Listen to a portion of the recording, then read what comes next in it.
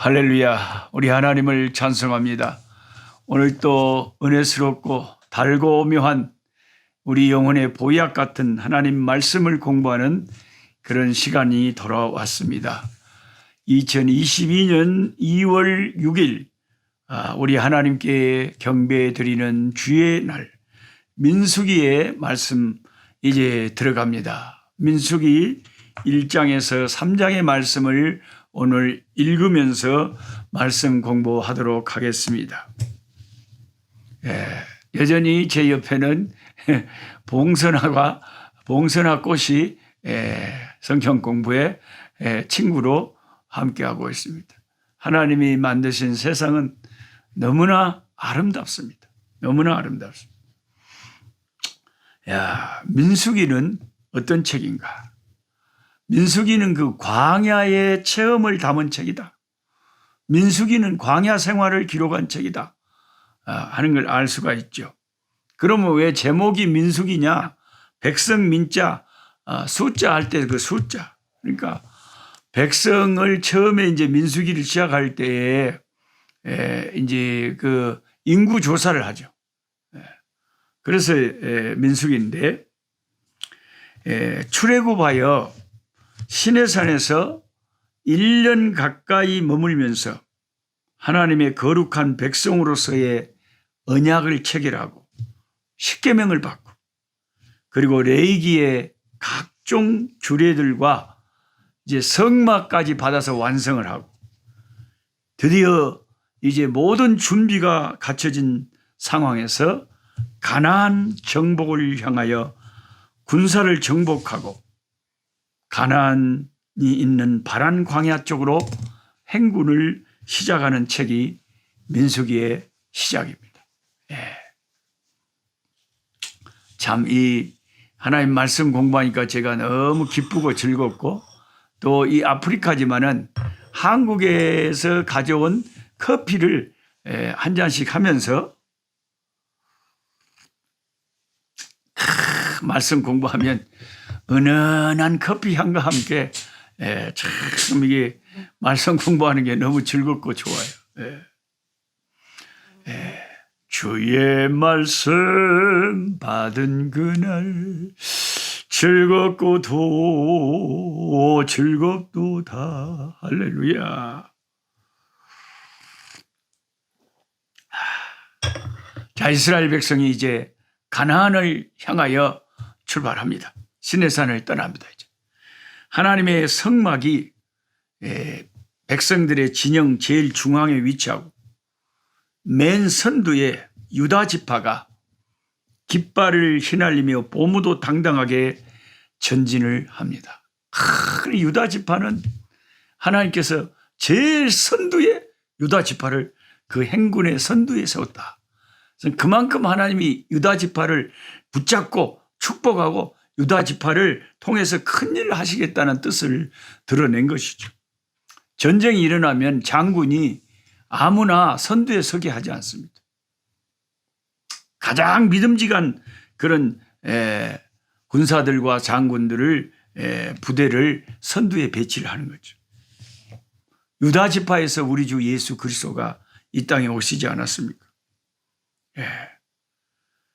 드디어 가나안이 멀지 않은 바란 광야 가데스 바네아에 도착했습니다. 성경을 아는 우리들은 가데스 바네아 하면 그냥 가슴이 서늘해지는 느낌이 들죠. 왜? 너무 아쉬운 지역입니다. 그 가데스 바네아에서 바로 전진하고 바로 공격을 감행했으면 그들은 가나안을 점령하고 애굽에서 이렇게 출애굽한 그들이 가나안 정복의 그 축복을 누렸을 것인데 그 가데스 바네아에서 생각을 잘못하고 판단을 잘못해가지고 광야를 40년 동안 뺑뺑이 도는 기가 막힌 그 비극의 땅의 시작이 가데스 바네아였다.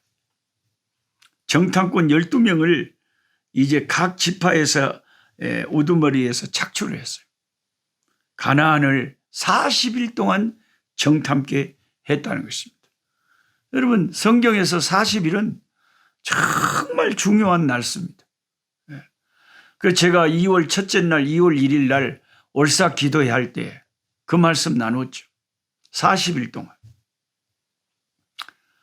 그러니까 항상 우리가 40일 동안만 참 뭔가 작정을 하고 그러니까 하나님을 찾으면 거기서 승리하면 큰 역사가 일어나는 게 40일이에요. 예. 그 정탐꾼들이 40일 동안 정탐을 하고 돌아왔는데 그들의 보고서는 이스라엘 진영을 발칵 뒤집어 놓았죠. 여호수아와 갈렙을 제외한 10명의 정탐꾼들이 가나안 공격의 부당성을 3가지 이유를 들면서 가나안 공격은 안 된다고 부정적인 보고를 해버린 것입니다. 참 기가 막힙니다. 첫 번째 이유가 뭐냐? 안악 자손들이 거인들인데 우리들하고 신장 차이가 너무 많이 나다. 그들하고 우리를 딱 비교를 해본 게 우리들은 그들에 비하면 메뚜기가 같아. 그들이 칵 볼봐보면 그 메뚜기가 힘을 쓰겠어요. 그러니까 너무나 신장 차이가 많이 난다. 그들은 거인들이다. 안 된다는 거예요. 두 번째 이유는 그들의 성읍들이 너무 견고하다는 거예요. 너무 성읍들이 철옹성이라 그거 쉽게 함락될 성이 아니라는 거죠. 세 번째는 그들의 무기가 아주 철 무기로 굉장히 강력하고 무기가 너무 강력하기 때문에 불가능하다. 그리고 그 땅은 거민을 삼키는 땅이라 그거 뭐 차지해봤자 별거 없다. 이런 식으로 악평을 하면서 완전히 부정적인 보고를 해버린 거예요. 그들의 육신의 눈의 판단대로 해버린 겁니다.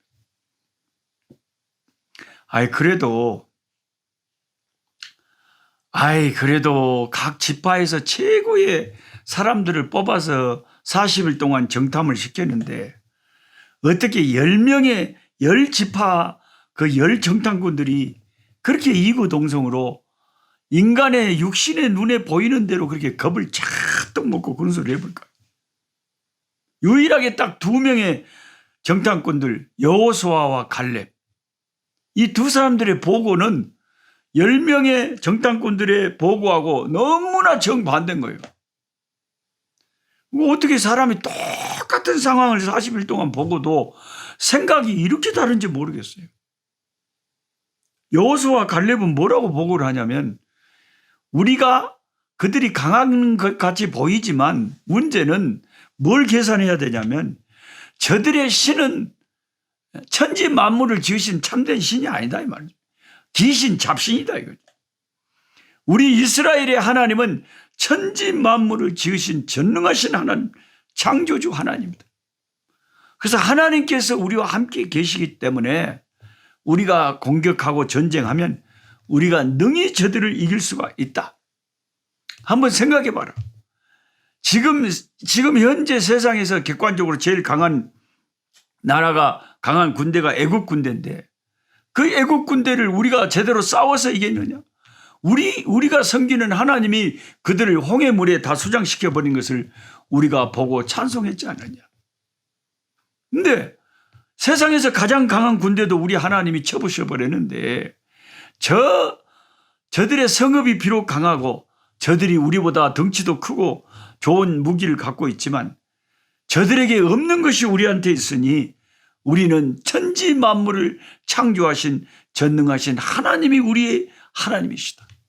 하나님께서 우리에게 저들 가나안을 주시기로 약속하시기 때문에 승리가 보장되어 있기 때문에 하나님이 승리케 하실 것이다. 저들은 우리의 밥이다. 가서 쳐들어가서 먹자. 밥이다. 이렇게 보고를 했습니다. 여러분과 제가 이스라엘 백성이라면 이 두 상반된 보고를 듣고 누구 말을 우리가 따를 것 같습니까? 지금도 한국에는 뭐 대통령 선거로 이 사람 말을 들으면 이 사람이 좋다, 저 사람 말을 들으면 저 사람이 좋다. 뭐 이 지상에 완전한 것이 어디 있답니까? 다 불완전하죠. 문제는 그 불완전한 것 중에서 그나마 차선, 차선, 차선이 그나마 나은 사람이 누구냐. 그런 것을 아마 뽑겠죠. 그런데 저와 여러분은 의견이 충분히 갈릴 수 있어요. 나는 이 여호수아 갈렙의 보고가 맞다고 생각한다. 아니요, 뭔 소리요. 큰일 나. 그러다가 우리나라 망한다니까. 뭐. 그래가지고 사람이 이제 완전히 생각이 다를 거 아니에요. 이스라엘 백성들은 당시에 어떠느냐.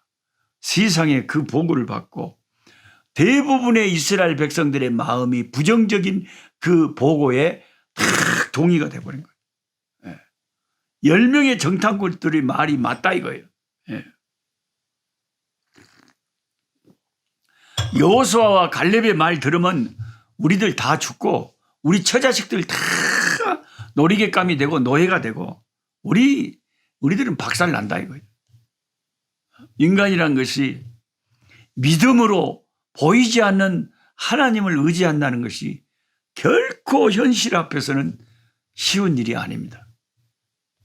그래서 제가 얼마 전에 우리 20명의 제가 참 사랑하고 보고 접하고 늘 귀하게 여기는 이 아프리카의 흑인 목사님들 20분을 제가 저희 집에 초대해 가지고 수련회를 했는데 그들에게 처음부터 끝까지 강조한 말씀의 주제가 이거였어요. 두려움을 극복해라. 두려움이란 게 얼마나 이게 사탄의 무서운 무기고 우리의 믿음의 적인지 모른다. 결국 믿음이라는 것은 얼마나 두려움을 돌파를 할 수 있는 데까지 생각을 하느냐. 그게 믿음의 정도가 아니겠냐. 믿음의 분량에 따라서 얼마나 두려움을 극복하느냐가 달라진다는 것이죠. 여호수아와 갈렙은 철저하게 하나님을 의지하고 너무나 투철한 믿음이 있었기 때문에 그 두려움을 다 믿음으로 상쇄를 시키고 극복을 했지만 믿음이 연약한 사람들은 현실적인 벽을 무시할 수가 없었어요. 현실의 두려움을 극복할 수가 없었어요. 그래서 제가 신앙생활 해보니까 정말 우리 믿음 생활의 중요한 요소 중에 하나가 여러분 잘 들으십시오.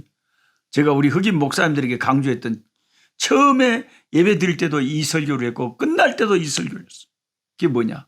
두려움을 극복하라. 의외로 성경에는 이 두려움에 대한 교훈이 굉장히 많거든요. 결국 이스라엘 백성들의 그 정탐꾼들이 40일 동안 정탐하면서 가졌던 게 뭐냐면 두려움이었어요. 현실의 두려움. 아, 이러다가 우리는 죽는다. 완전히 낙심을 해버린 거죠.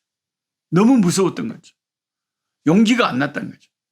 과연 그들을 공격할 수 있는 용기가 나지 않았다. 그 두려움에 사로잡혔는데 여호수아와 갈렙은 어떻게 그 두려움을 똑같은 상황을 보고 이겼느냐. 여호수아와 갈렙은 하나님을 바라본 거죠. 그러니까 우리가 두려울 때는 하나님을 바라봐야죠. 우리의 믿음의 주요, 우리에게 믿음을 주시는 주님이시고 온전케 하시는 주 예수님을 늘 바라봐야 돼요. 주님을 바라볼 때 소망이 생기고 주님을 바라볼 때 두려움을 극복할 수가 있는데 현실을 바라보면요. 두려워서 못합니다. 베드로가 만일 주시거든 나를 명하여 물 위로 걸어오게 하소서. 그래 예수님께서 걸어와라 그랬어요. 그 베드로가 주님 바라보고 잘 몇 발자국 물 위로 걸어갔는데 가다 보니까 갑자기 내가 시방 못하고 있다냐. 오마 나가 시방 물 위를 걸어가고 있는 거 아니요? 이런 생각이 들고 물을 바라보고 물결을 바라보고 파도를 바라보니까 갑자기 무서운 생각이 확 덮쳤겠죠. 그러니까 물속에 확 빠져들어가요. 주여 저 죽습니다. 저 좀 잡아주세요. 주님께서 손을 잡아주시면서 네가 왜 그 믿음이 없이 두려워하느냐. 주님께서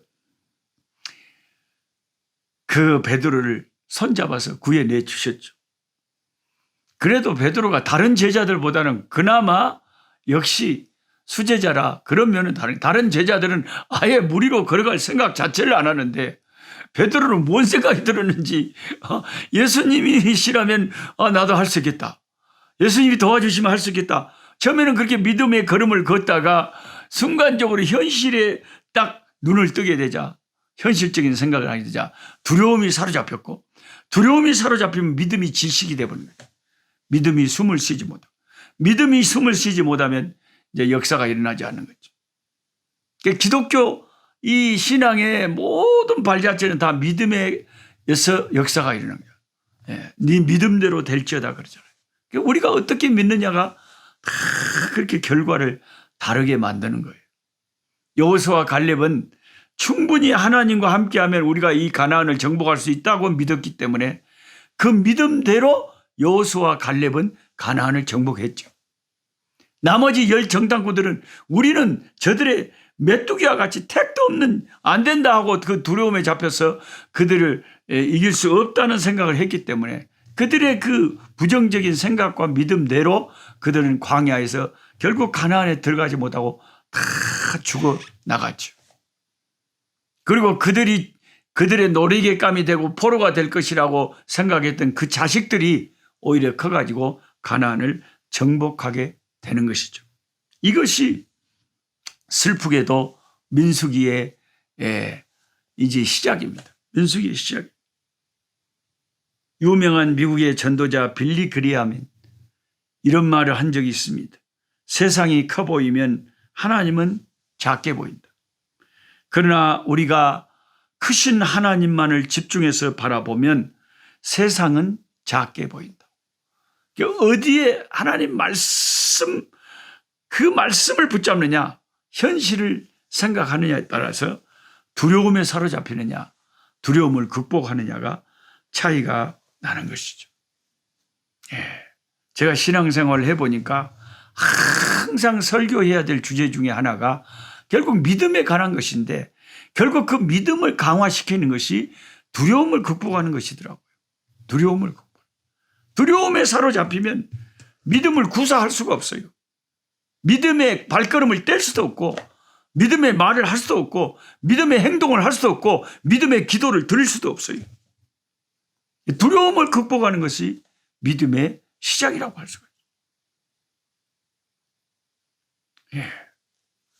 민수기의 이 말씀을 성막 중심의 행진이다 하고 제가 그 다음 포인트를 책에 적어놨는데요.